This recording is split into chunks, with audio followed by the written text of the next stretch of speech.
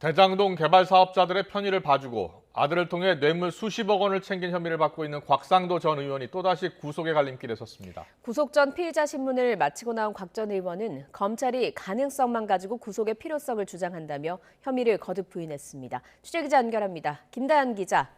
네, 서울중앙지방법원입니다. 네, 신문이 몇 시간 동안 진행된 겁니까? 1시간 전쯤 끝났으니 휴정 시간을 빼면 4시간 정도 진행됐습니다. 신문을 마치고 나온 곽 전 의원은 검찰이 주장하는 건 가능성에 불과하다고 말했는데요. 직접 들어보시겠습니다. 하나은행에 제가 가서 뭔가 로비를 행사했을 가능성이 크다. 이렇게 검찰이 얘기를 하네요. 그런데 가능성으로 사람을 구속해도 되나요? 곽 전 의원은 지난해 12월에도 이곳 서울중앙지법에서 영장실질심사를 받았습니다. 곽 전 의원에게 적용된 혐의는 특경법상 알선수재와 특가법상 뇌물, 정치자금법 위반입니다.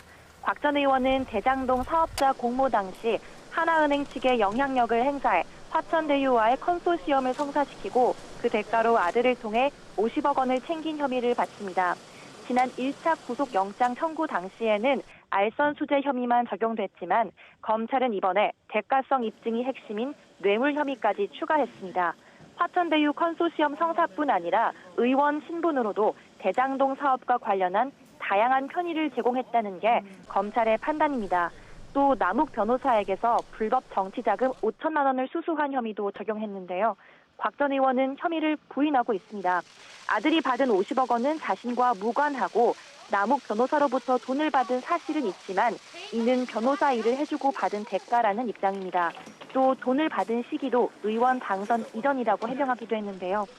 1차 구속영장 기각 당시 법원은 범죄 성립 여부에 대한 다툼의 여지가 있고 구속 사유에 대한 필요성과 상당성이 부족하다고 이유를 설명했습니다.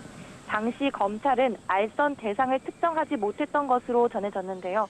이후 2달 가까이 보강 수사를 벌인 검찰이 이번에는 신병 확보를 할 수 있을지 주목됩니다.